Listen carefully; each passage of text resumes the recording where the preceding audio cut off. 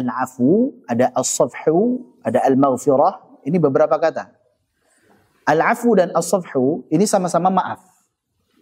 Bedanya kalau al-afu itu dia memaafkan, tapi bisa jadi tidak melupakan kesalahan orang yang berbuat salah.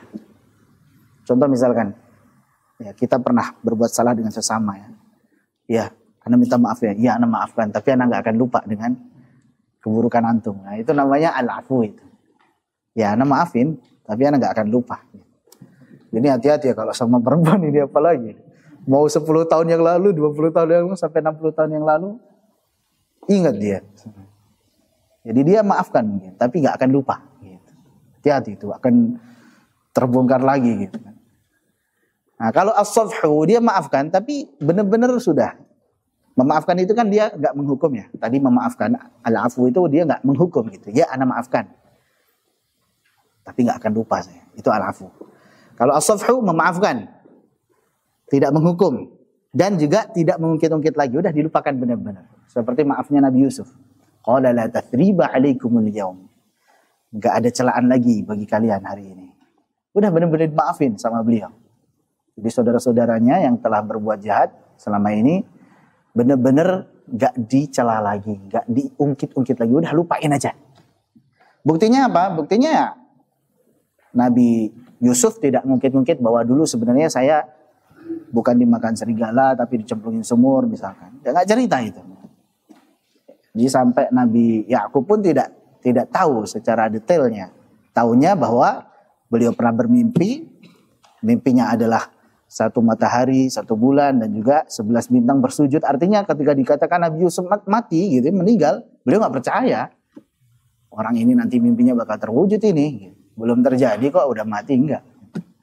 Jadi beliau masih yakin bahwasanya Nabi Yusuf itu hidup, tapi nggak tahu sekarang di mana dan dalam kondisi bagaimana. Nah, secara detailnya Nabi aku nggak tahu. Dan Nabi Yusuf tidak cerita itu. Ini namanya as-safhu. Makanya as-safhu fasfahis safhal jamil. Maafkanlah dengan permaafan yang indah. Benar-benar dilupain ada. Nah, ini as-safhu. Kalau al-maghfirah ini untuk orang-orang yang beriman. Selain diampuni dosa-dosanya, kesalahan-kesalahannya juga malah dibalas dengan pahala, dengan kebaikan. Ini maghfirah, ghufran. Ini beberapa perbedaan terkait dengan al-afu, as-safhu, dan al-ghufran atau al-maghfirah.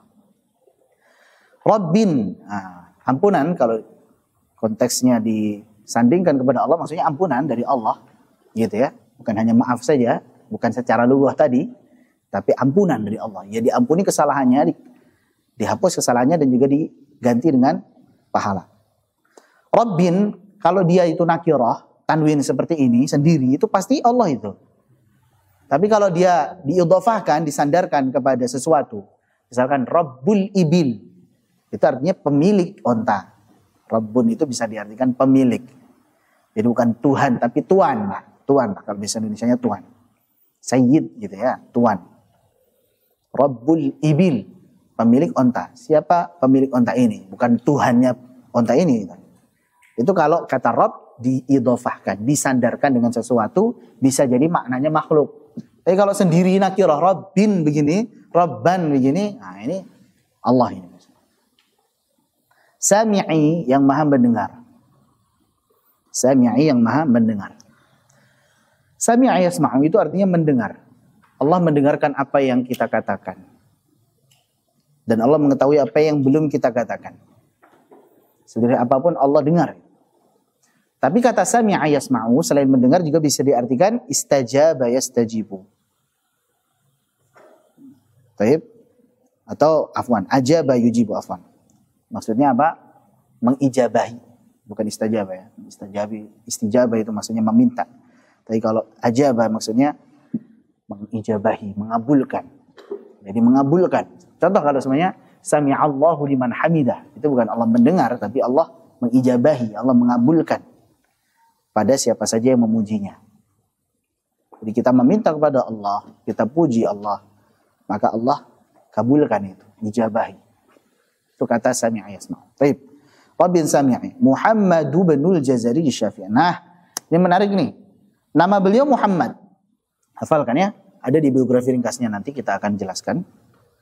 Anda akan jelaskan sedikit dulu ini baitnya, baru kita ke biografi ringkas. Muhammad binul Jazari Syafi'i. Nama beliau Muhammad, kita hafalkan. Muhammad bin Muhammad bin Muhammad. Berapa kali Muhammad? Gampang kan? Khalifah keempat siapa? Khalifah keempat siapa? Ali. Ya, jadi kalau yang pas udah keempat ini ingat aja khalifah keempat. Tapi bukan Ali bin Abi Thalib ini. Ali yang lain ini. Cuman gampang hafalnya, yang penting Muhammad bin Muhammad bin Muhammad bin Ali. Baik. Ini namanya Al-Imam Ibnul Jazari. Afwan.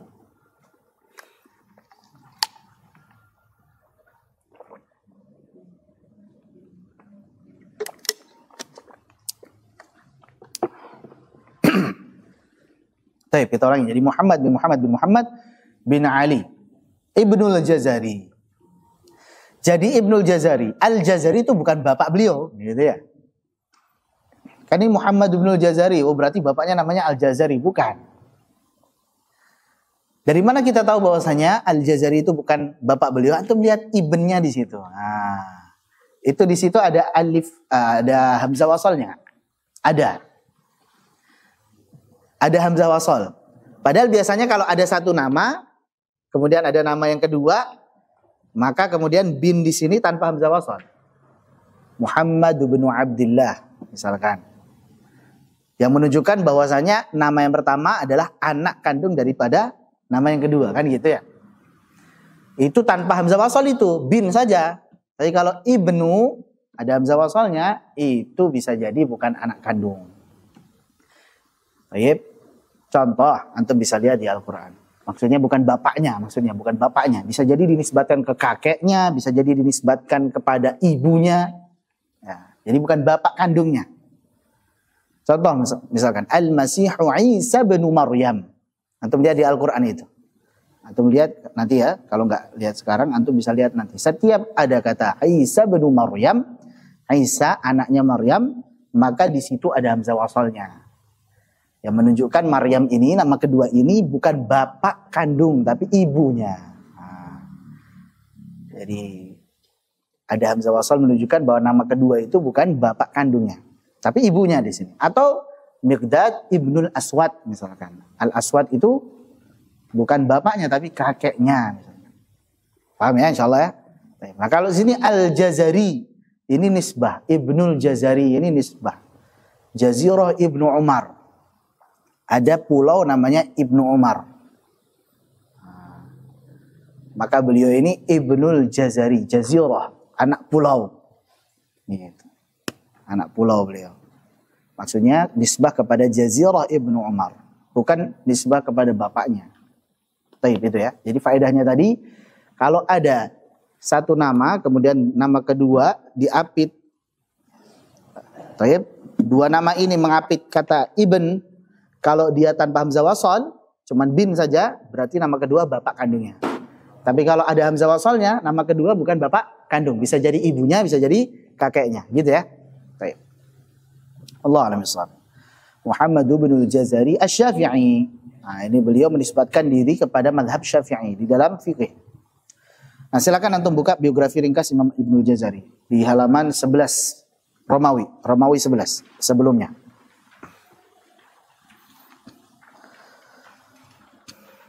Nama dan kehidupan beliau, nama beliau adalah Syamsuddin Abul Khair. Syamsuddin ini julukannya.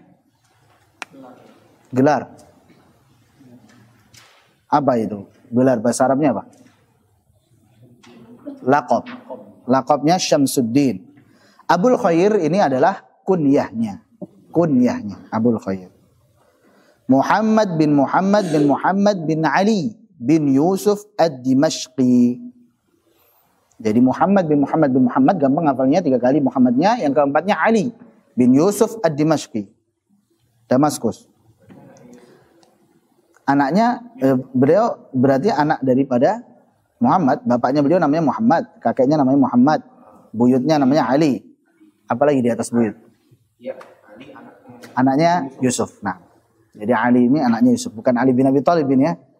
Nah,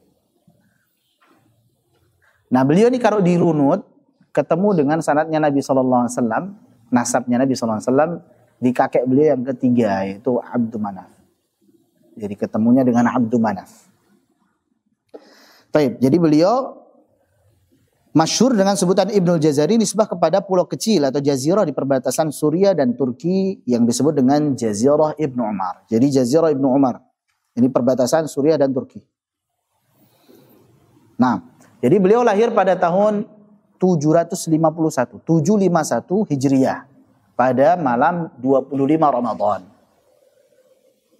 Jadi setelah sholat tarawih tanggal 25 Ramadan beliau lahir. Ada cerita menarik ya, bahwa bapak daripada Al-Imam Ibnul Jazari itu setelah 40 tahun pernikahannya belum dikaruniai anak. Orang kalau udah 40 tahun nikah, misal nikah di 20 tahun, 40 tahun berarti 60 udah. Umur udah 60 nih. Belum punya anak, biasanya pasrah udahlah. Mandul dah gitu ya. Ataupun kalau doa, ya doa ya Allah kasih anak lah. Gak apa-apa mau laki-laki perempuan, yang penting punya anak gitu. Pokoknya pasrah udah. Tapi beda dengan bapak daripada Al-Imam Ibnul Jazari ini. Ya. Pada tahun 750 Hijriah, bulan Dzulhijjah, beliau melaksanakan haji. Kemudian beliau minum air Zam-Zam dan berdoa kepada Allah Subhanahu wa taala agar dikaruniai anak yang alim. Jadi mintanya enggak tanggung-tanggung, kasih anak yang alim. Padahal udah 40 tahun enggak punya anak. Masya Allah. Ini beda sama kita. Jangankan 40 tahun, anak enggak pernah ngerasain. Barangkali ada di antara antum yang diuji oleh Allah belum punya anak misalkan. Jangankan 40 tahun, mungkin 5 tahun, 10 tahun aja udah mulai agak ini, goyah-goyah. Kalaupun punya anak, ya yang penting sehat-sehat gitu. Ya kan? Tapi ini beliau 40 tahun nunggu, kemudian berdoa kepada Allah, minta anak yang alim. Masya Allah. Ini faedahnya bahwa kita ketika meminta kepada zat yang al-ghani, yang maha kaya, jangan tanggung-tanggung gitu. Makanya kalau minta surga jangan yang penting masuk surga ya Allah, jangan. Surga Firdaus kan gitu kan. Nabi SAW mengajarkan kalau minta surga Firdaus. Ya itu kenapa? Karena kita mintanya kepada zat yang maha kaya, al-ghani, itu Allah Subhanahu wa taala. Ya insyaallah dikabulkan. Asalkan kita yakin dan tidak tergesa-gesa. Yakin dan jangan terburu-buru. Nah, jadi bulan Dzulhijjah kemudian pulang ya kan? Dzulhijjah. Berikutnya Muharram, Safar, Rabiul Awal, Rabiul Akhir, Jumadal Ula, Jumadal Akhirah, Rajab, Sya'ban, Ramadan. Nah, Ramadan lahirlah Al-Imam Ibnul Jazari, seorang alim besar di bidang qiraat. Masya Allah. Baik. Jadi ini terkait kisah yang pertama. Kemudian beliau ketika kecil oleh bapaknya, selain diajari oleh bapaknya juga kemudian dikirim ke kutab. Jadi belajar kepada para ulama. Beliau hafidh Al-Quran di usia 13 tahun. Ya masih kanak-kanak, masih remaja lah. Walaupun sekarang banyak yang belum 13 tahun udah hafidh banyak. Ada yang 6 tahun, ada 7 tahun, 8 tahun. Ada gitu. Tapi paling tidak ini gambaran bahwa orang tua para ulama itu mereka memfokuskan anak-anak mereka untuk belajar tuh Quran dulu.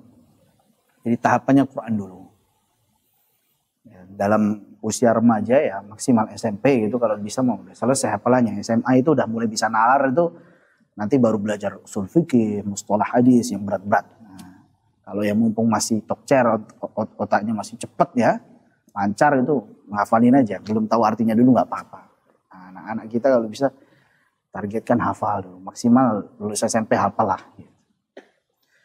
Ya, alhamdulillah dulu Allah mudahkan kelas 2 naik kelas 3 SMP selesai.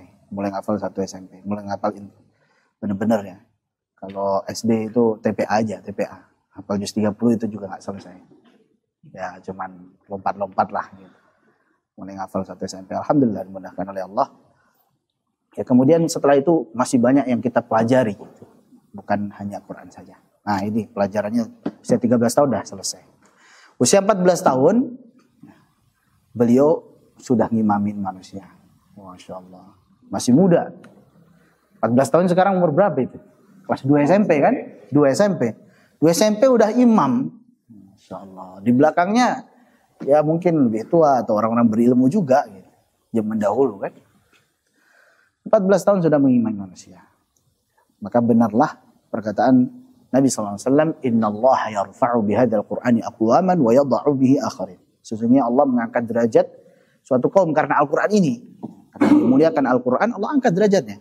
Ya, hafalkan Al-Quran, pelajari Al-Quran. Dan Allah rendahkan derajat yang lainnya karena Al-Quran pula. Tidak menghafal, tidak mau belajar, tidak mengamalkan. Jauh dari Al-Quran. Maka Allah hinakan. Tapi itu usia 14 tahun. Jadi 14 tahun beliau sudah jadi imam. 15 tahun beliau selesai qiraah sab'ah. Dengan ifrad. Ifrad itu artinya bacanya satu riwayat. Kalau jamak berarti digabung. Kalau ifrad ya udah baca riwayat. Pertama mungkin yang masyhur dulu Hafiz an Asim, ya kan? Baru kemudian mulai lagi dari yang Nafi'. Entah itu Qalun, baru Warsh, baru kemudian Bazi, Kumbul dan seterusnya sampai selesai. Jadi 14 riwayat. 7 qiraat secara ifrad. Itu di usia 15 tahun. Ya, di usia 17 tahun ya beliau selesai qiraah Asyarah. Usia 17 tahun. Dan di usia 18 tahun beliau mengarang kitab At-Tamhid fi Ilmi Tajwid. Ini kitab pertama beliau, yaitu At-Tamhid fi Ilmi Tajwid. Di mana masih muda. Walaupun menurut para ulama ada beberapa hal yang beliau karena masih muda, maka masih tahap taklid kepada gurunya. Ya, di antara gurunya namanya Ibnul Jundi. Ya, nanti kita sebutkan ada di antaranya Ibnul Jundi. Di dalam kitab At-Tamhid di situ saat membahas tentang alif, hukum alif, yang kita tahu kan hukum alif itu bisa tebal bisa tipis, tergantung sebelumnya. Kalau sebelumnya tebal, alifnya terus saja tebalnya gitu. Kalau sebelumnya tipis berarti terusin aja tipisnya kan gitu. Nah, sedangkan Al-Imam Ibnul Jazari di dalam At-Tamhid beliau berpendapat bahwasanya alif itu selalu tipis. Jadi jangan sampai kita menebalkan alif. Gitu. Kalau misalkan kita baca qul huwallahu, la tebal kan, la-nya tebal, a-nya tipis. Ini karena ikut atau masih taklid kepada gurunya yaitu Ibnul Jundi.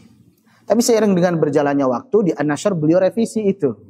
Bahwa yang benar alif itu hukumnya ikut dengan huruf sebelumnya. Kalau sebelumnya tebal, alifnya tebal, sebelumnya tipis, alifnya tipis. Dan beliau revisi di An-Nashr.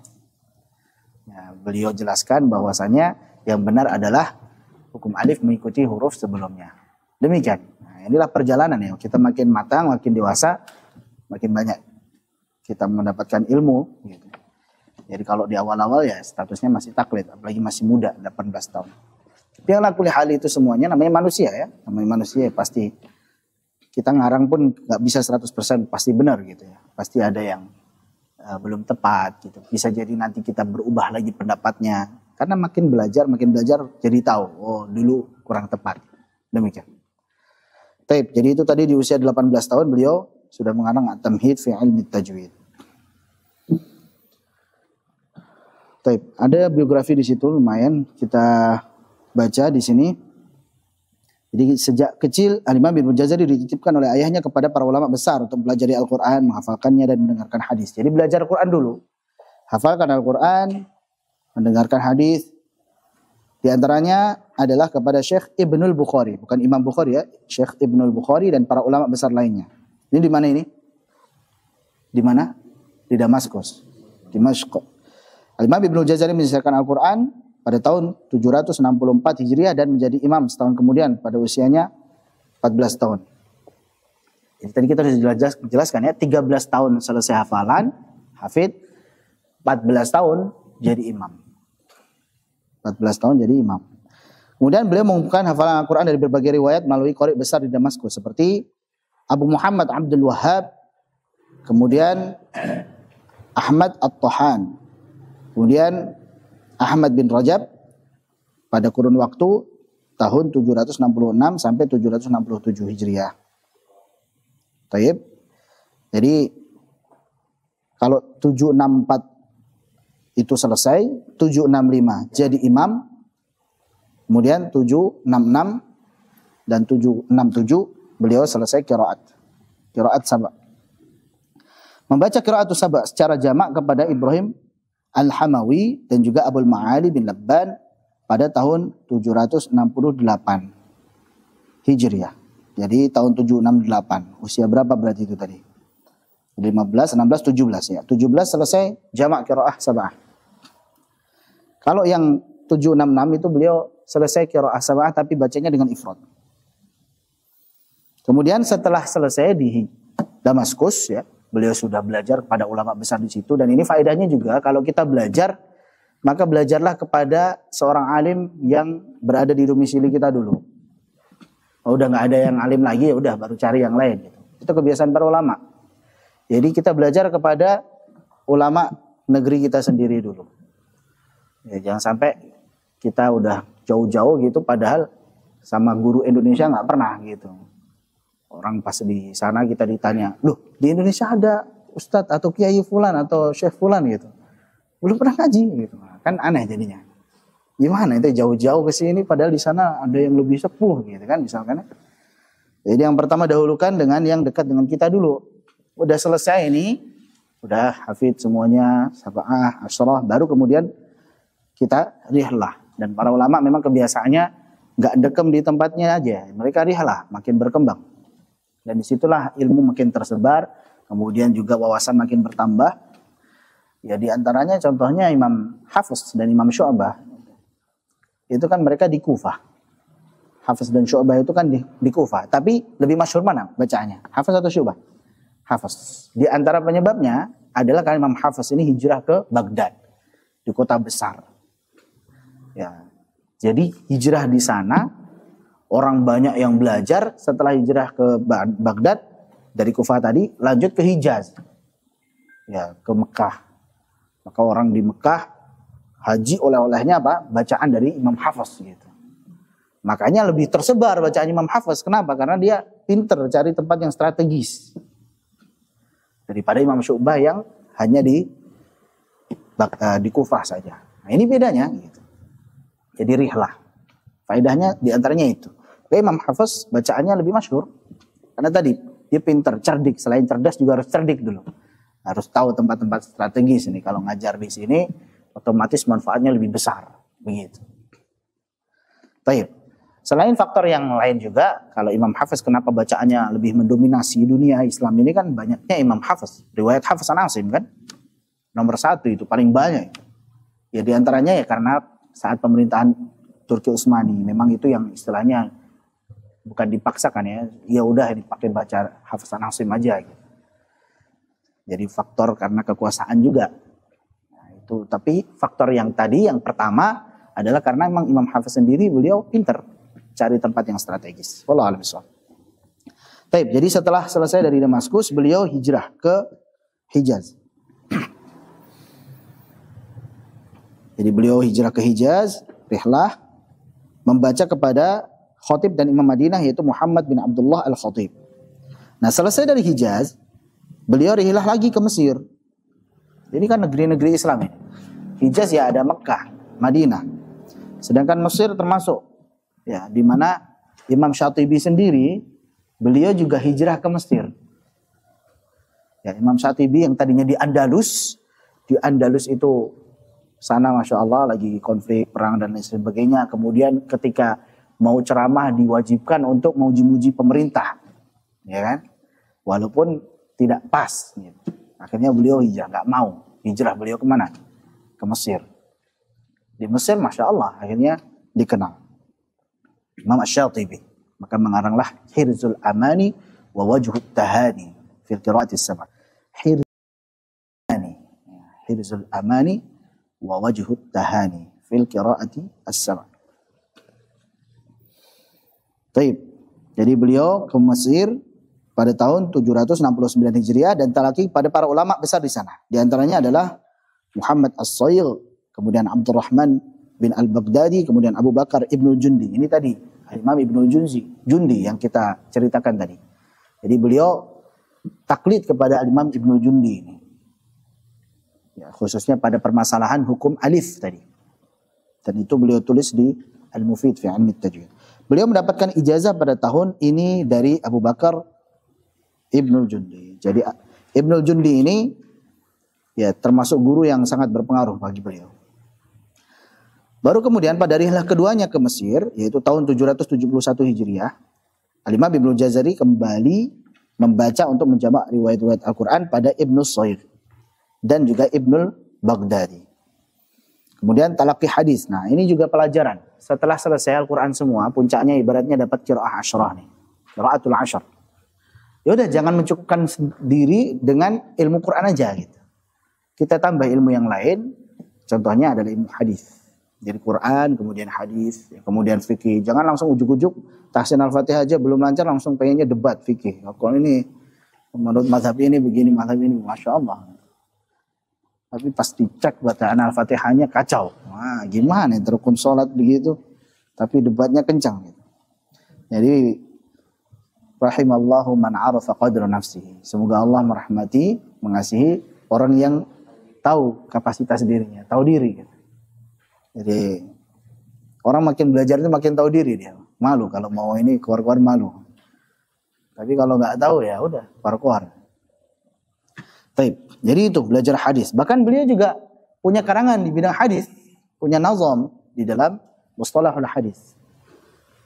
Ya, beliau memiliki kitab Al-Hidayah fi Ilmi Riwayah terkait dengan mustalahul hadis ini. Al-Imam Ibnu Jazari. Jadi yang kita tahu cuman Quran, tajwid aja. Enggak, beliau juga punya karangan di bidang apa?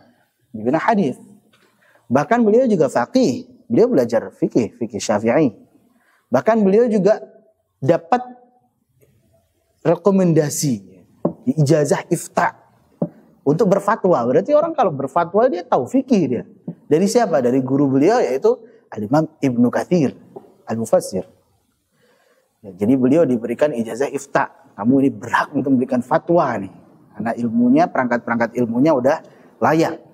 Jadi Qur'annya dapat, hadisnya dapat. Kemudian fikihnya punya. Iya, ini gurunya Ibnu Katsir. Kita baca di sini nanti ketemu insya Allah. Nah, jadi setelah tadi beliau juga talaqi hadis kepada Ali bin Baqi' dan juga murid Ali bin Baqi' ini murid Ad-Dimyati. Al-Imam Ad-Dimyati ini masyhur di bidang hadis dan para ahli hadis di sana serta memperdalam fikih mazhab Syafi'i dengan talaqi kepada Abdurrahim Al-Asnawi dan selainnya. Itu tadi belajar hadis, belajar fikih. Fikihnya fikih Syafi'i. Kembali dari Mesir, Al-Imam Ibnu Jazari membaca qiraah sab'ah lagi dengan menjamak pada Al-Qadhi Ahmad Al-Kufri di Damaskus. Jadi balik lagi ke Damaskus, baca dengan jamak qiraah sab'ah tadi. Dan pada saat itu Al-Imam Ibnu Jazari telah menjadi seorang ulama besar di Damaskus. Salah seorang gurunya yang juga merupakan ulama besar umat Islam, Al-Hafidh Ibnu Katsir, pada tahun 775 Hijriah memberikan beliau ijazah ifta. Jadi ini ijazah. Ijazah itu ajaza yujizu, ijazah kan itu membolehkan. Ifta itu memberikan fatwa. Jadi beliau diberikan izin untuk memberikan fatwa oleh gurunya ini sebagai bentuk tazkiyah, pengakuan terhadap keilmuan Al-Imam Ibnu Jazari. Ini satu zaman ini ya. Imam Ibnu Katsir, pengarang daripada tafsir Al-Quran Al-Azim. Pada tahun-tahun berikutnya, Imam Ibnu Jazari tetap melakukan rihlah ke negeri-negeri kaum muslimin. Bedanya dahulu beliau rihlah dengan status sebagai seorang pelajar, maka kemudian beliau rihlah sekarang sebagai pengajar dan ulama besar. Imam Ibnu Jazari juga menjadi pengajar tetap di Kubbah Masjid Al-Umawi. Jadi ini beliau pengajar di Kubbatun Nasr di Masjid Al-Umawi. Tidaklah orang mengajar di situ kecuali memang pakar di bidangnya. Ya, beliau pakar di bidang Al-Quran, beliau juga mempelajari hadis dan juga pelajari fikih. Jadi menjadi pengajar tetap di Kubbah Masjid Al-Umawi dan majelis-majelis lain, terutama setelah wafatnya guru-guru beliau. Maka Imam Ibnu Jazari menggantikan mereka. Nah, tahun 788 beliau kembali melakukan rihlah ke Mesir. Ini bolak-balik terus seperti itu rihlah. Ya, Damaskus, Mesir, ya, Damaskus, Hijaz, Mesir. Balik lagi ke Damaskus, kemudian ke Mesir lagi, demikian. Tapi sebagai guru, sebagai ulama. Kemudian pada tahun 805 Hijriah beliau pergi ke Samarkand. Kemudian pada tahun 807 Hijriah beliau pergi ke Khurasan dan menetap di Asfahan. Asbahan ini sama. Asbahan, Al-Asbahani, Asbahan dan Asfahan ini sama. Selama 1 tahun hingga kemudian pergi ke Shiraz. Asy-Syirazi, atau pernah dengar mungkin Asy-Syirazi. Syiraz di akhir tahun 808 Hijriah. Jadi itulah kebiasaan para ulama ya, mereka hijrah, rihlah untuk menuntut ilmu ataupun menyebarkan ilmu. Pada tahun 821 Hijriah, Al-Imam Ibnu Jazari pergi ke Irak untuk mengajar. Maka ia pun menetap di Basrah. Setahun kemudian beliau pergi ke Unaizah, dekat kota Madinah. Jadi bolak-balik ke Irak, tadi ke Iran, kemudian ke Irak, Iran zaman dulu ya. Kemudian ke Irak, kemudian ke Unaizah, masyhur ini. Kemudian beliau juga melakukan perjalanan ke Makkah dan Yaman, hingga akhirnya pada tahun 829 beliau memutuskan untuk pergi ke Syiraz. Di Al-Imam Ibnu Jazari tinggal di sana sampai wafat, dan wafatnya pada tahun 833 Hijriah, yaitu pada tanggal 5 Rabiul Awal. Baik, ini perjalanan hidup daripada Al-Imam Ibnu Jazari. Ada kisah juga yang menarik, bahwa ketika beliau pergi berhaji, beliau mendengar ada orang-orang yang mengatakan, orang-orang dari Bursah, orang-orang dari Bursah, itu pengen banget belajar kepada Al-Imam Ibnu Jazari. Tapi mereka tidak punya uang, mereka orang-orang miskin lah. Ya, ketika mendengar itu, Al-Imam Ibnu Jazari akhirnya beliau pun datang ke sana, betul-betul yakin gitu, mengajari orang-orang miskin ya. Kalaupun beliau mau bisa mengajari orang-orang kaya, tapi beliau mengajari orang-orang miskin. Yani man taraka syai'an lillahi awadahu Allahu khairan minhu. Barang siapa yang meninggalkan sesuatu karena Allah, Allah akan ganti dengan yang lebih baik daripada itu. Jadi pas sampai di sana, kemudian ada pemimpin yaitu Yazid Khan. Kemudian malah beliau difasilitasi. Jadi yang tadinya niatnya ngajari orang-orang miskin, udah tawakal aja lah. Nanti di sana gimana udah aman. Kita tawakal aja. Ternyata di sana malah didengar ada Imam Ibnu Jazari di sini. Maka kemudian dimuliakan oleh pemerintah sana, Yazid Khan. Baru kemudian beliau diberikan fasilitas rumah, kendaraan dan lain sebagainya. Masya Allah. Kemudian juga yang menarik, beliau menulis Thayyibatun Nashr. Thayyibatun Nashr itu berisi tentang qiraatul ashar. Kalau Syatibiyah namanya Hirzul Amani wa Wajhut Tahani fil qiraati sab', qiraah 7.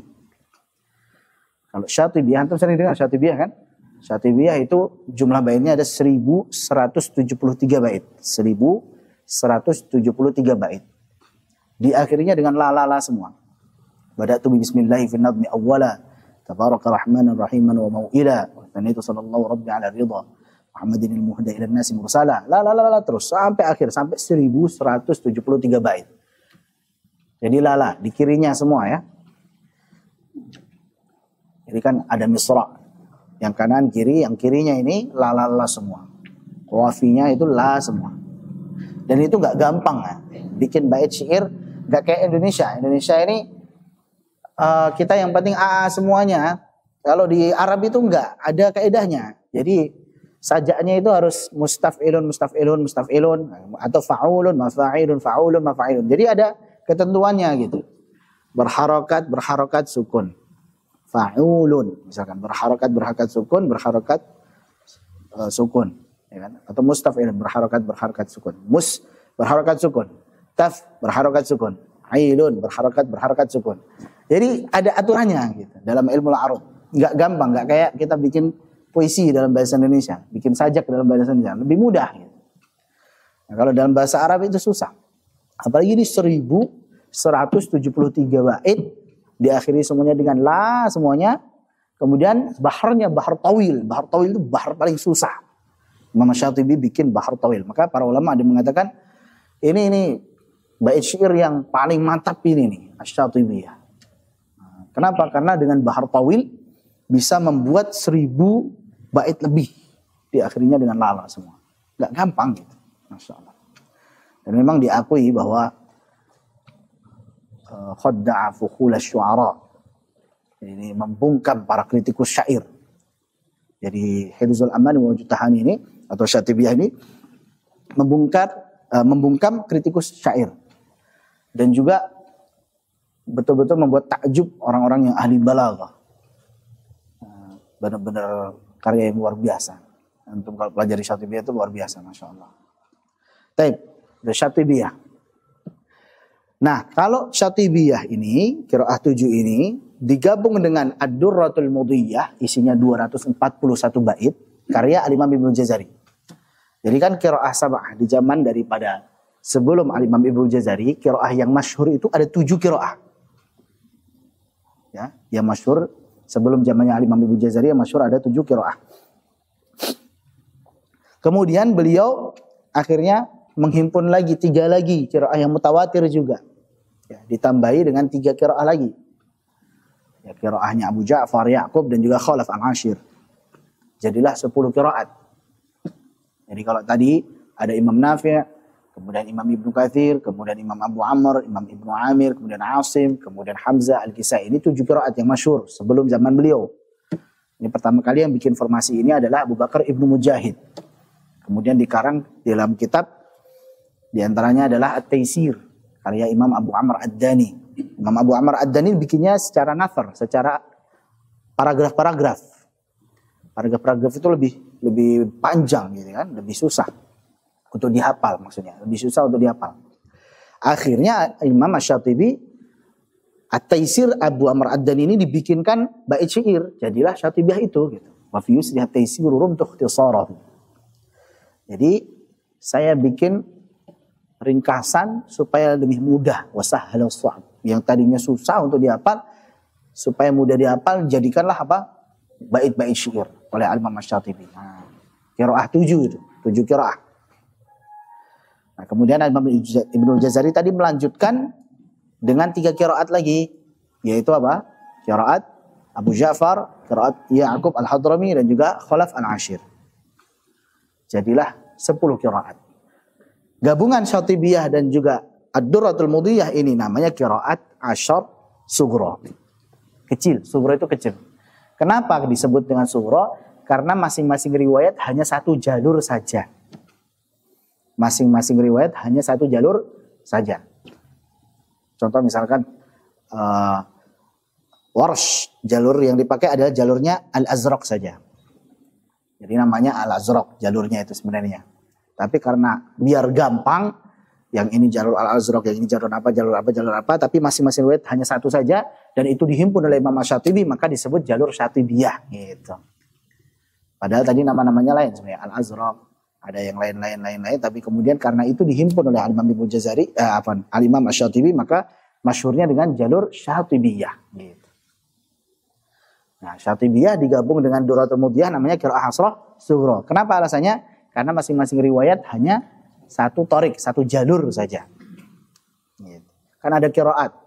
Ini qiraat nih, qiraat Asim misalkan. Ada 2 riwayat, ada Hafs dan Syu'bah, kan gitu. Nah, kemudian ada bawahnya lagi torik, jalur. Nah, untuk yang Asyar Sughra ini masing-masing riwayatnya, riwayat Hafs hanya 1 jalur, riwayat Syu'bah hanya 1 jalur, dan seterusnya. Mafhum ya? Kemudian Al-Imam Ibnu Jazari selain tadi mengarang Ad-Durratul Mudiyah. Ad-Durratul Mudiyah ini dikarangnya dalam kondisi beliau nulis di atas kendaraan. Jadi lagi safar, pulang haji atau berangkat haji, Anda lupa. Nah, kalau kita mungkin bikin status gitu ya. Beliau bikin buku, Masya Allah. Kita jalan yang sambil bikin status. Beliau bikin buku itu, lama. Beda itu sama kita kan. Bikin buku jadi karya Ad-Durratul Mudiyah ini, Masya Allah, 241 bait. Nah, kemudian kalau yang Thayyibatun Nashr, sebenarnya beliau punya kitab An-Nashr. An-Nashr itu paling tidak ada 5 jilid yang kita punya tahqiqannya Dr. Aiman Suwaid. 5 jilid itu, 1 jilidnya segini-segini, ya seginilah kira-kira bukunya kan. Itu karangan Al-Imam Ibnu Jazari. Dikarang di Busrah, di Bursah, bukan Busrah, Bursah. Jadi sekarang di Bursah di Turki itu ada namanya An-Nashr fil Qira'atil Ashr, baru kemudian disederhanakan menjadi Thayyibatun Nashr. Nah, cuman segini. Dibikin nazam, dibikin bait syair. Kalau tadi yang An-Nashr bentuknya paragraf-paragraf. Paragraf-paragraf segini atau mau hafalin susah ya kan?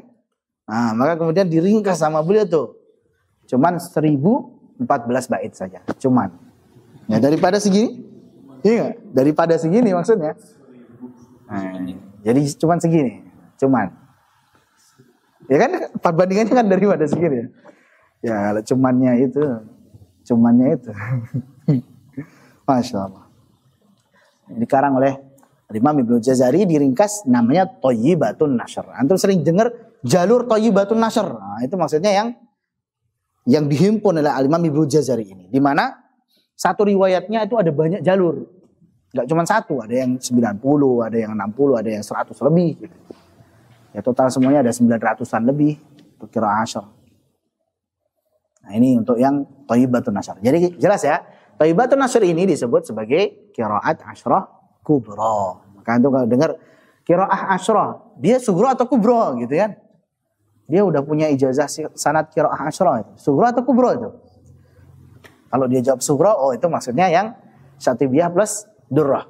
Syatibiyah plus Durrah. Jalur Syatibiyah dan Durrah gitu ya. Di mana satu riwayatnya hanya satu jalur. Jadi kalau sudah dia kubra, Masya Allah luar biasa itu.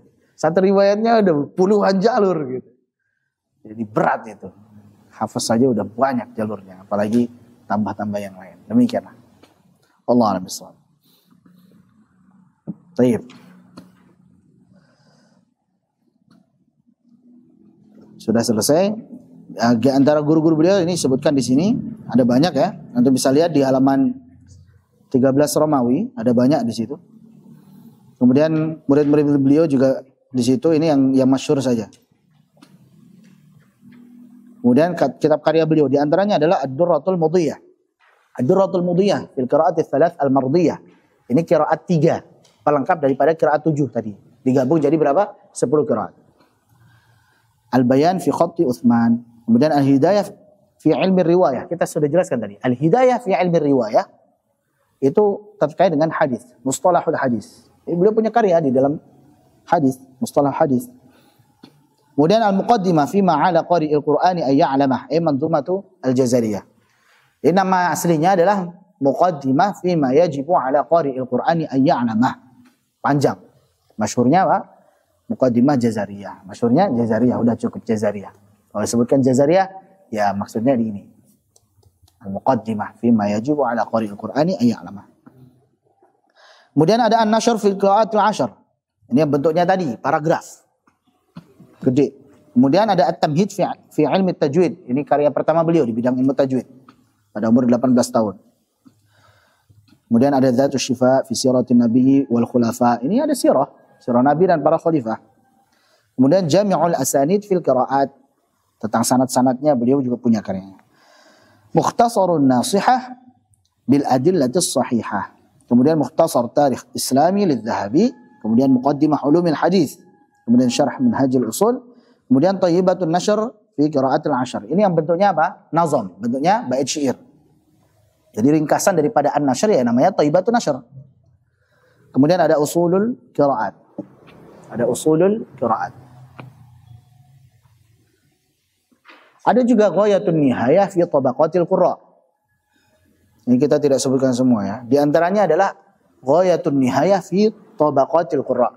Itu beliau menghimpun ada 4.000-an para ahli qiraah dari zaman sahabat sampai abad ke-8, sampai zamannya beliau. Jadi dihimpun nih para ulama-ulama, ada 4.000-an itu dihimpun biografinya. Dan ini gak gampang ya, kita menyusun biografi para ulama itu gak gampang. Maka antum bisa cicil ya, bikin siapa tahu nanti jadi ulama kan. Antum cicil itu, guru-guru antum itu biografinya tanya gitu. Lahirnya, di mana perjalanan hidupnya tulis gitu. Yang tadi siapa tahu jadi Syiar Alamin Nubala ya kan. Siapa tahu kan. Antum tulis biografi para ulama. Masya Allah. Taib, ini biografi ringkas daripada Imam Ibnu Jazari. Kita kembali. Jadi bait pertama perkenalan diri dari beliau. Bait yang kedua kita masuk. Alhamdulillah wa sallallahu ala nabiyhi wa mustafahu. Alhamdulillah, segala puji hanya bagi Allah Subhanahu wa taala. Kita sudah bahas kemarin ya. Ada alhamdu, ada al-madhu, ada syukru, kita sudah bahas kemarin. Pada muqaddimah Tuhfatul Atfal. Wa sallallahu, dan juga semoga Allah melimpahkan salawat ala nabiyhi, atas nabinya, kepada nabinya, wa mustafahu, dan orang pilihannya. Baik. Tentang salawat juga kita sudah bahas, alhamdulillah. Kita bahas tentang nabi. Nabiyun. Ada dua cara baca. Ya, nun, ba, ya gitu kan tulisannya di situ ya. Tapi kalau dulu nggak ada titik-titiknya, jadi cuman begini, begini, begini, udah. Gitu. Kan nggak ada dobatnya, nggak ada titiknya, nggak ada harokatnya kan. Adanya rasmnya doang, begini, begini, begini, udah selesai. Maka bisa dibaca dengan Nabiyyun ala wartafa'a, orang yang memiliki kedudukan yang tinggi. Nabi seorang yang memiliki kedudukan tinggi, punya kemuliaan gitu ya. Atau Nabi, nah dalam sebagian qiraat baca dengan ya ayyuhan nabi. An-nabi dari an-naba, apa itu? Berita yang besar ya, pembawa berita, al-mukhbir. Al-mukhbir 'anillah, yang memberi yang membawa kabar dari Allah Subhanahu wa taala. Jadi ada dua cara bacanya, an-nabi atau an-nabi. Dua-duanya saling melengkapi. Ya, nabi adalah yang memiliki kedudukan yang tinggi, yang mulia, dan juga nabi adalah pembawa kabar dari Allah Subhanahu wa taala. Bedanya dengan rasul, pendapat yang masyhur ada dua.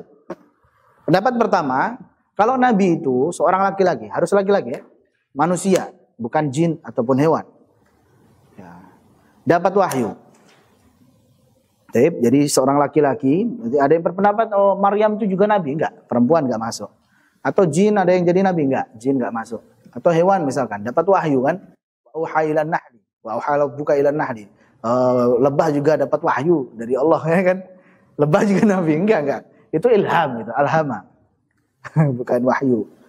Katanya wahyu tapi alham. Ilham, mengilhamkan, diberikan naluri. Baik. Jadi seorang laki-laki yang mendapatkan wahyu dari Allah SWT. Pertama poinnya laki-laki, kedua dapat wahyu. Ya. Yang ketiga, pendapat pertama ini ya. Yang ketiga, nabi tidak diperintahkan untuk mendakwahkan kepada kaumnya. Jadi buat diri sendirilah, atau keluarganya. Sedangkan rasul, dia seorang laki-laki dapat wahyu, kemudian dia diperintahkan untuk mendakwahkan kepada umatnya, pada kaumnya. Ini pendapat pertama. Jadi bedanya pada apa? Tabligh, pada penyampaian. Kalau nabi tidak diamanahkan untuk menyampaikan, nggak harus untuk menyampaikan ke kaumnya. Kalau rasul diwajibkan untuk menyampaikan ke kaumnya. Ini pendapat pertama. Ini yang masyhur. Ada pendapat yang kedua, anak pribadi condong pada pendapat yang kedua. Pendapat yang kedua adalah nabi tadi seorang laki-laki, kemudian mendapat wahyu, kemudian juga diperintahkan untuk menyampaikan kepada umatnya, kepada kaumnya. Hanya saja dia mengikuti syariat daripada rasul sebelumnya, daripada nabi sebelumnya. Pokoknya rasul siapa yang terakhir, yaitu dia mengikuti syariat rasul yang terakhir di zamannya itu. Kalau rasul, ya, dia membawa syariat yang baru, berbeda dengan syariat rasul sebelumnya. Nah, ini pendapat yang kedua. Karena pribadi lebih condong pada pendapat yang kedua. Walaupun pendapat pertama ini lebih masyhur. Banyak para ulama yang memilih pendapat yang pertama. Kenapa memilih pendapat yang kedua? Di antaranya adalah karena Nabi SAW bersabda, al-ulama'u warasatul anbiya. Para ulama itu ada pewaris para nabi. Sekarang ulama itu kalau dapat ilmu suruh diam apa menyampaikan? Berdakwah. Ya, menyampaikan. Berarti nabi pun juga menyampaikan. Wallahu a'lam bishawab.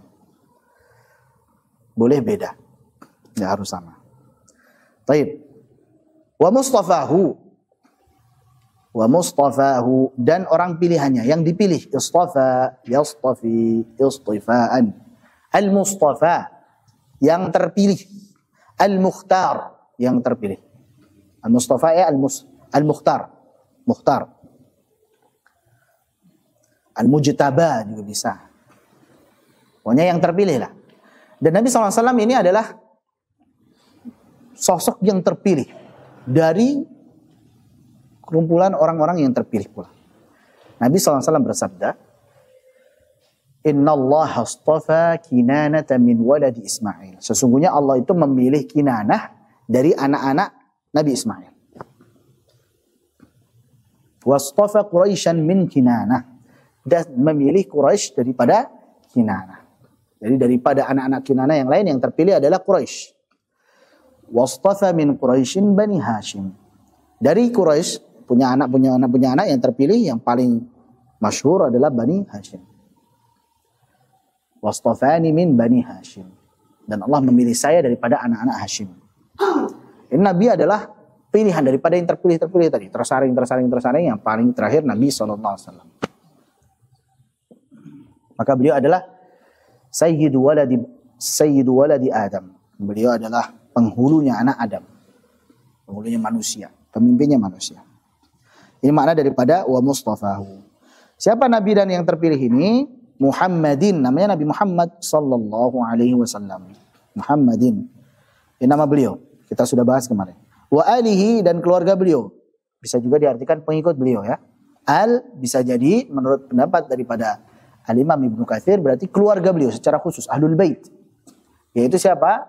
Azwajuhu, istri-istri beliau, wa dzurriyyatuhu dan anak keturunan beliau, wa mu'minu Bani Hashim wa Banil Muttalib dan yang beriman dari Bani Hashim dan Bani Muttalib. Yang beriman ya. Yang tidak beriman tidak masuk. Ini Ahlul Bait. Atau pendapat daripada Al-Imam Az-Zahabi bahwa yang Al-Imam Az-Zahabi, An-Nawawi maksudnya. Al-Imam An-Nawawi berpendapat bahwa al itu maksudnya pengikut. Ya atba', setiap yang mengikuti Nabi SAW. Semua yang beriman. Ini pendapat daripada Al-Imam An-Nawawi. Rahimahullah ta'ala. Wa sahbihi. Sahbun itu jamak dari ashabun. Sama dari sahabiyun.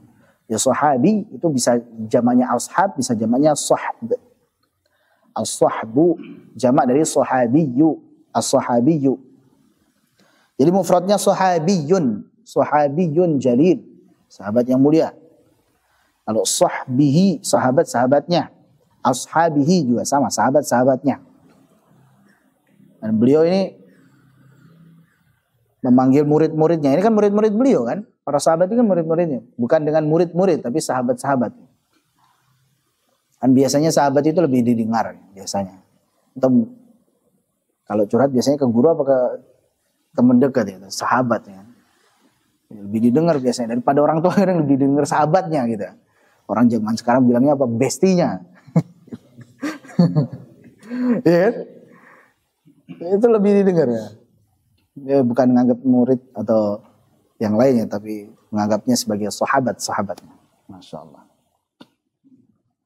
Wa muqri'il Qur'ani ma' muhibbihi. Dan juga muqri'. Dari kata aqra'a yuqri'u. Kalau qari itu yang membaca, kalau muqri' itu yang mengajarkan bacaan. Pengajar Al-Quran. Wa muqri'il Qur'an. Dan pengajar Al-Quran. Yang mengajarkan bacaan Al-Quran.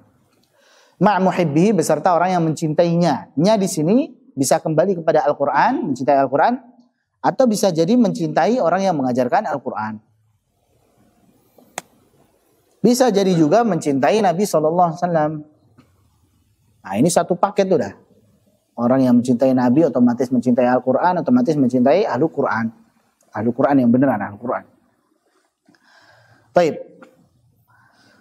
Wa ba'du, adapun selanjutnya disebut sebagai faslul khitab kemarin ya. Intiqal min uslub ila uslub. Pindah dari sesuatu ke sesuatu. Uslub ke uslub yang lain. Inna hadihi. Biasanya setelah ba'du itu ada fa. Ada fa-nya. Tapi terkadang fa-nya dibuang.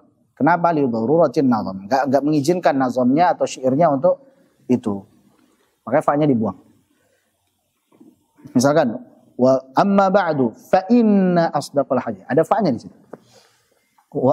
Wa ba'du fattajwidu ada fa-nya di situ. Wa ba'du fal insanu laysa yashrufu illa wa ba'du fal insanu laysa yashrufu illa bima yahfazuhu wa ya'rifu. Jadi wa ba'du ada fa-nya setelahnya. Tapi terkadang enggak ada fa-nya. Kenapa? Li daruratin nazm. Sama di Tufatul Athal kemarin. Wa ba'du hadzal nazm enggak ada fa-nya. Kenapa? Enggak bisa. Wa ba'du fa hadzal nazm. Kebanyakan jadinya merusak, jadi pecah. Ininya, mustafilunnya jadi pecah. Nah, demikian. Inna hadhihi muqaddimah. Ini perhatikan yang penting ini. Sesungguhnya hadhihi qasidah ini, karangan ini muqaddimah, cuman pendahuluan ini. Ini tuh baru muqaddimah. Ini kalau antum menguasai muqaddimah Jazariyah nih, wah Masya Allah, itu belum wah gitu. Itu antum baru muqaddimah gitu. Luar biasa. Kenapa? Karena intinya itu di An-Nasr. Iya kan? Beliau punya karya tadi An-Nashr fil qiraatil asyr. Intinya pelajaran Al-Qur'an itu di An-Nashr. Ini belajar qiraatul asyr. Itu kubra itu. Masing-masing riwayat ada banyak jalur gitu. Ya tapi sebelum belajar ke sana jangan antum langsung pengen langsung belajar qiraat. Entar dulu, tajwid dulu gitu. Kayaknya kita ahli tajwid itu baru muqaddimah itu. Berikutnya belajar qiraat gitu. Nah, jadi pengingat kita jadi waduh ini berarti kalau udah khatam, udah masyhur, kita udah mahir nih. Ini baru muqaddimah ternyata. Baru di pintu. Belum masuk loh. Masya Allah. Jadi itulah. Masya Allah. Muqaddimah bisa dibaca muqaddamah. Bisa muqaddimah, muqaddamah. Jadi muqaddimatul ra's, muqaddimatul juyush, muqaddamatul juyush. Ya, bagian depannya, baru di depan itu. Belum masuk ke dalam itu. Fima ala qari'ihi an ya'lamah. Fima. Fi terkait. Ma apa-apa. Ala di sini wajib maksudnya. Ala di sini bukan atas ya. Maksudnya wajib bagi qari'ihi, qari'il Qur'an. Bagi pembaca Al-Quran an ya'lamah untuk mengetahuinya. Ini Muqaddimah Jazariyah ini berisi terkait dengan hal-hal yang wajib diketahui oleh pembaca Al-Quran. Ada yang menarik di sini. Kalau antum tahu qara'a yaqra artinya apa? Baca. Kalau disebut qari berarti baca Al-Quran. Siapa aja yang baca Al-Quran namanya qari ya enggak? Kalau mukri berarti pengajar Al-Quran. Walaupun ngajar Iqra, ngajar juz 30, pokoknya mukri gitu ya. Itu standarnya kita itu. Standarnya para ulama, apalagi zaman sahabat Nabi SAW, kalau disebut sebagai qari, itu maksudnya hafidh. Man qara al-Qur'ana wa amila bima fihi albasallahu walidayhi tajan yaumal qiyamah. Barang saya pembaca Al-Quran, maksudnya hafidh Al-Quran. Wa amila bima fihi dan mengamalkan apa yang ada di dalamnya. Ya karena zaman dahulu ya ngapal gitu, bukan baca. Masya Allah, para sahabat dimuliakan yang ini para qurra ini, para qori ini. Maksudnya para penghafal itu. Dihafal Al-Baqarah, dihafal Ali Imran, itu dimuliakan. Itu standarnya dulu. Nah, maka para ulama yang kontemporer pun juga diantaranya adalah Syekh Ali Ad-Dabba', beliau memberikan batasan bahwasanya yang disebut sebagai qari itu adalah yang menguasai minimalnya satu riwayat dengan hafalan Al-Quran. Ya, an-dhahri qalbin. An-dhahri qalbin itu di luar kepala bahasa kita kan, padahal bukan luar kepala. Tapi an-dhahri qalbin betul-betul di dalam hati, bukan di balik hati, di dalam hati. Karena Al-Quran tempatnya di hati. Jadi menguasai minimal satu riwayat dengan hafalan Al-Quran. Itu qari, itu baru qari itu. Jadi menghafal ya, ingat ya, bukan baca saja. Itu standarnya para ulama. Nah kalau disebut mukri, nah ini ada 3 tingkatan. Bukan yang ngajar ngaji aja mukri gitu ya. Mukri itu ada 3 tingkatan. Yang pertama, mubtadi, al-mukri'ul mubtadi. Ya mukri, pengajar yang pemula. Ya. Atau afwan, ana revisi afwan, bukan mukrinya ya. Yang begitu jadi qari tadi, afwan. Jadi qari ada 3. Al-Qari al-Mubtadi. Nah, kita revisi. Jadi Al-Qari al-Mubtadi, ada Al-Qari Mutawassit dan Al-Qari al-Muntahi. Al-Muntahi.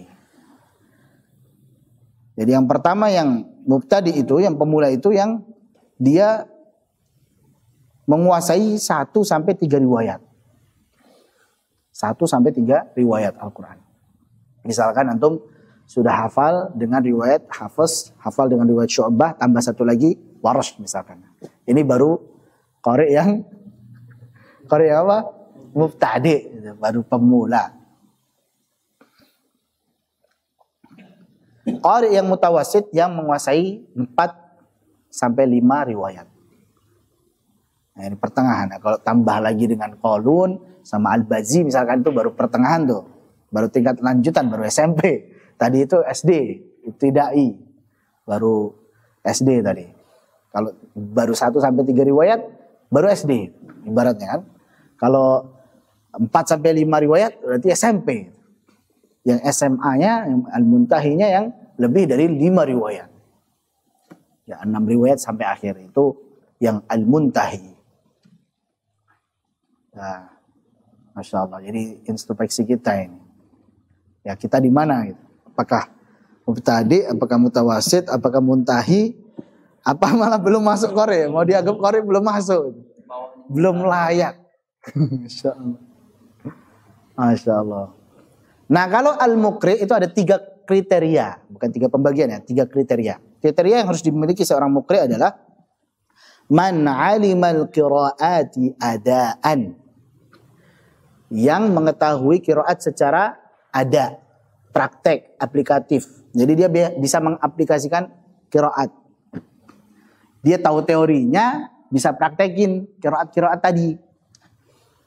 Itu baru kriteria pertama. Warawaha musyafahatan. Bisa tulis nih. Warawaha musyafahatan. Dan dia meriwayatkan qiraatnya tadi musyafahah. Musyafahah itu kan syafah. Apa artinya syafah?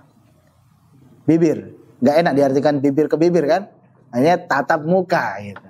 Jadi dia itu meriwayatkan bacaannya tersebut dari gurunya secara tatap muka. Langsung talaki dengan guru. Nah. Yang ketiga ini, kalau dia cuma tahu qiraat, kemudian dia meriwayatkan dari guru, belajar secara tatap muka, tapi kalau belum diizinin, belum mukri ini. Yang ketiga adalah wa ujizalahu an yu'allimaha. Yang ketiga adalah dia diberikan ijazah, artinya dibolehkan untuk mengajarkannya. Nah, ini 3 kriteria mukri. Barulah ini mukri. Begitu ya. Jadi itulah tadi kriteria mukri. Ana ulangin, man 'alimal qiraati adaan. Man 'alimal qiraati adaan. Man, siapa? Alima, mengetahui, mengilmui al-qiraati, qiraat adaan, secara praktek, secara aplikatif. Bisa mengaplikasikan, bisa mempraktekkan qiraat. Ya tahu teorinya, bisa praktek. Warawaha musyafahatan, dan meriwayatkannya secara tatap muka, talaki dari guru. Wa ujiza lahu an yu'allimaha. Ya? Warawaha musyafahatan. Musyafahah. Antum sering dengar talaki wal musyafahah kan? Istilah talaki wal musyafahah. Pernah dengar enggak? Talaki itu belajar langsung, ketemu. Musyafahah itu bibir ke bibir, maksudnya tatap muka. Nah, ada bahasa-bahasa yang kalau diterjemahkan, ditranslatekan ke bahasa kita jadi lucu gitu. Nggak enak musyafahah bibir ke bibir, maksudnya tatap muka gitu. Warawaha musyafahatan. Yang ketiga, wa ujiza lahu an yu'allimaha. Dan dia diperbolehkan, ujiza, diperbolehkan, diberikan ijazah. Ijazah itu artinya pembolehan, ya, diizinkan. Dan dia dibolehkan atau diizinkan untuk mengajarkannya. Ayyu'allimah. Ayyu'allimah al-qiraat. Hanya balik pada al-qiraat. Baik, itu tadi kriteria qari dan mukri ya. Jadi qari ada 3 tingkatan. Apa tadi? Mubtadi, tawasid, dan muntahi. Ya, mubtadi 1 sampai 3, mutawasid 4 sampai 5, muntahi 6 dan seterusnya. Mukri 3 kriteria. Ya, bisa mempraktekkan qiraat. Yang kedua, meriwayatkannya dari gurunya secara tatap muka, secara langsung. Yang ketiga, diizinkan untuk mengajarkan kepada orang lain. Itu 3 kriteria mukri. Ya, baru disebut mukri itu.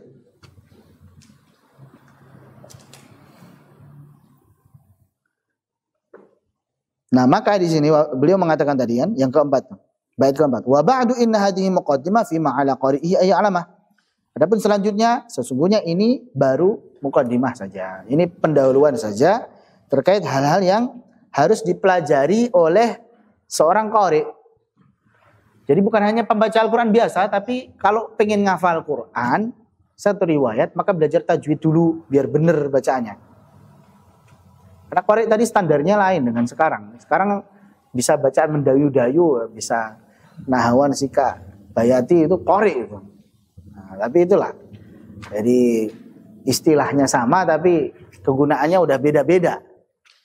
Qari secara bahasa, secara tekstual artinya pembaca, baca Al-Quran, baca doang qari itu. Tapi kan datangnya syariat secara syar'i, secara istilahi itu kan jadi menspesifikkan sesuatu yang general. Yang tadinya itu umum dijadikan khusus, jadikan spesifik. Maksud daripada sholat itu apa sih? Sholat bahasa apa sih? Doa ya. Tapi kalau secara syariat, secara istilah, apa yang dimaksud sholat? Sholat adalah gerakan dari takbiratul ihram sampai salam. Waktunya ada tertentu ya kan. Kemudian gerakannya, bacaannya ada tertentu gitu. Tapi kalau cuman secara bahasa, as-sholatu lughatan ad-du'a gitu. Apakah setiap kita doa langsung kita udah sholat? Enggak. Sama juga qari secara tekstual, secara lughatan ya baca Al-Quran. Tapi secara syar'i, secara istilah, sebagaimana dikatakan oleh para ulama ya dia penghafal Al-Quran. Minimal satu riwayat. Lanjut. Yang kelima, idh wajibun alaihimu muhattamu qabla syuru'i awalan an ya'lamu. Idh wajibun. Tatkala wajib alaihim bagi mereka, alaihimu. Di sini nih ada beberapa qiraat yang menggunakan silah mim jama'. Yang tadinya sukun him jadi himu, kum kumu. Itu namanya mim jama' ya, silah mim jama'. Silah mim jama' ini biasa dipakai pada qiraah Ibnu Katsir, pada qiraah Abu Ja'far, pada riwayat Qalun dalam salah satu caranya itu disebut aslun mansi, asal yang terlupakan.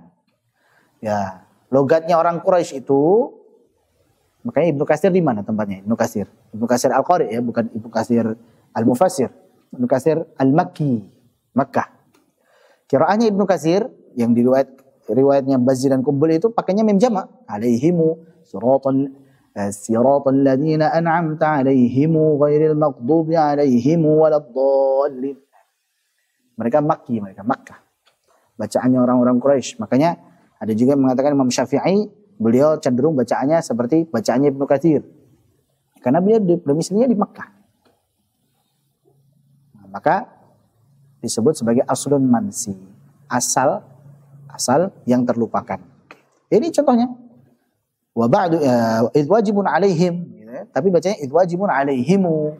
Itu asalnya, aslun mansi. Aslun mansi, asal yang terlupakan. Muhattamu diharuskan. Qabla syuru'i qabla al-bad', sebelum memulai membaca Al-Qur'an, awalan terlebih dahulu an ya'lamu, mereka mengilmui, mereka mengetahui.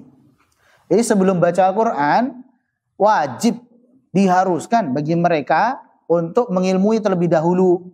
Apa itu? Makharijal hurufi was sifati, tempat-tempat keluarnya huruf was sifati dan sifat-sifatnya. Liyalfidhu, dan sebagian nuskhah liyamtiku, agar mereka mampu mengucapkan. Baknya di sini gabung dengan yalfidhu ya, lafadhobi. Jadi bukan dengan, tapi liyalfidhu, agar mereka mampu mengucapkan afsahil lughati, maksudnya bahasa yang paling fasih, yaitu bahasa Arab. Bahasanya Al-Quran, bahasa Arab itu. Ini belajar makhraj sifat dulu supaya benar cara pengucapannya. Jadi sebelum baca Al-Quran pelajari makhraj dan sifat lebih dahulu.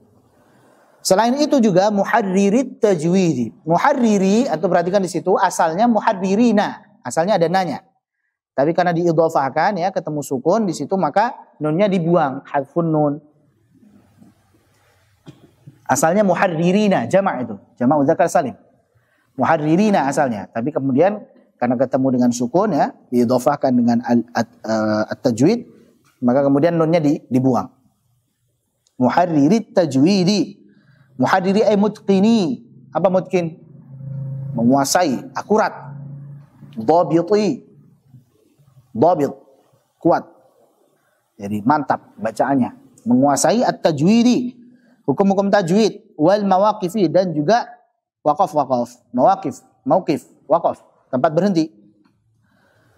Jadi apa isi daripada Muqaddimah Jazariyah? Yang pertama berisi tentang ilmu tajwid.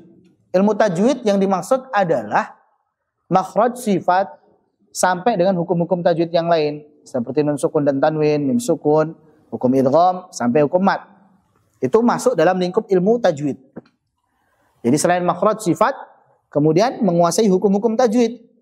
Ketika huruf satu ketemu huruf yang lain, jadilah hukum bacaan. Itu muharririt tajwid. Ini masih dari satu lingkup ini, masih dalam lingkup ilmu tajwid. Yang kedua yang dipelajari juga adalah al-mawaqif, ilmu waqaf dan ibtida. Maka isi yang kedua Muqaddimah Jazariyah ini adalah waqaf dan ibtida. Yang ketiga, wa man ladzi rusima fil masahifi. Bisa baca rusima atau rusima. Bisa tanpa tasydid atau dengan tasydid. Dan apa-apa yang rusima yang tertulis fil masahifi di mushaf-mushaf. Mushaf Utsmani. Rasm. Jadi selain tadi tajwid, kemudian waqaf ibtida, kemudian ilmu yang ketiga apa? Ilmu rasm. Ilmu penulisan. Tapi ilmu rasm yang dibahas di sini cuma dikit, cuma 2 poin saja. Yaitu apa? Min kulli maqtu'in wa mausulin biha. Wa ta'i'un thalam takun tuktab biha. Min kulli maqtu'in wa mausulin biha. Yang terdiri dari maqtu' dan mausul. Maqtu' itu artinya terputus. Maqtu' artinya apa? Terputus. Mausul artinya bersambung. Baik, Ana akan berikan gambaran dari awal. Kalau antum dengar istilah maqtu' mausul, maqtu' itu terputus, penulisannya diputus, dipisah gitu ya. Mausul bersambung, penulisannya apa? Bersambung. Bacanya sama. Contoh, Allah. Allah, bacanya Allah.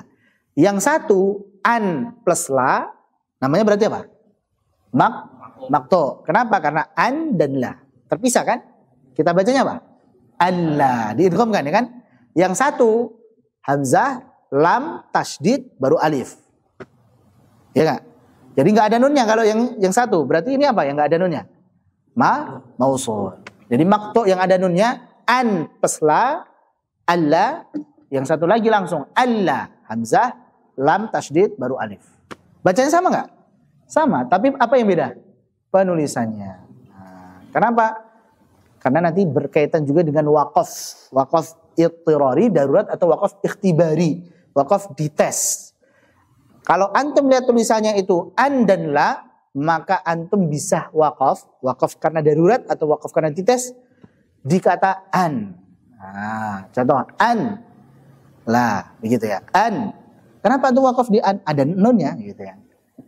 Ya, jadi rasm ini salah satu faedahnya adalah supaya kita tahu saat wakaf ini kita wakafnya an atau Allah.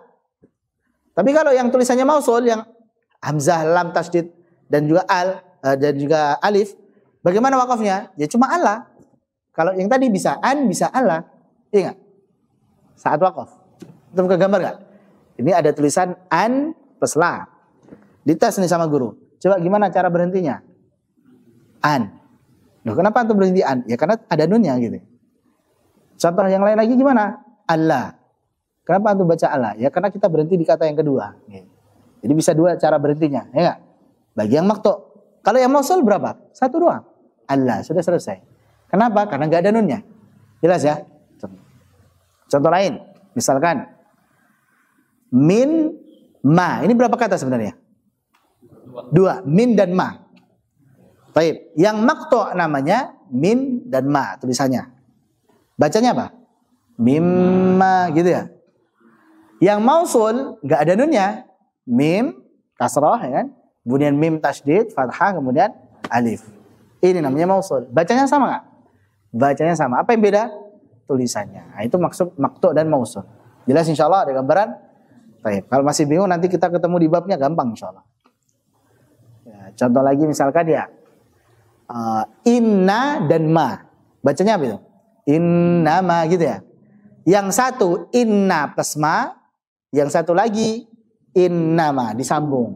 Jadi bukan dipisah penulisannya. Inna ma, gak ada spasinya gitu loh. Gak ada spasinya. Nah ini namanya maqtu' dan mausul. Wallahu a'lam bishawab. Wa ta'i unsa dan ta unsa, ta yang menunjukkan feminim, perempuan. Ta yang menunjukkan perempuan itu biasanya tertulisnya dengan apa sih? Mudarrisun. Perempuannya apa? Mudarrisatun. Itu taknya pakai apa itu? Tak marbutoh, tak bulat ya enggak? Marbutoh itu kan yang terikat ya. Tak itu kan maftuhanya gini. Ah, terbuka itu. Ujung sama ujungnya diikat, jadilah tak bulat, tak marbutoh. Nah, marbutoh artinya yang terikat. Karena ujung sama ujungnya diikat. Ah, jadilah marbutoh, tak bulat. Itu namanya tak unsa, tak taknis. Tak taknis itu tandanya biasanya ada tak marbutohnya. Ya. Nah, ternyata yang harusnya itu tak marbutoh, tulisannya tak maftuhah. Contoh misalkan, jannatun. Biasanya pakai tak apa itu? Tak marbutoh kan? Satu surga. Kalau jamaknya apa? Jannatun. Taknya apa itu? Maftuhah. Dan ada alifnya. Dari tulisannya kita tahu yang ini jamak karena ada alif dan taknya.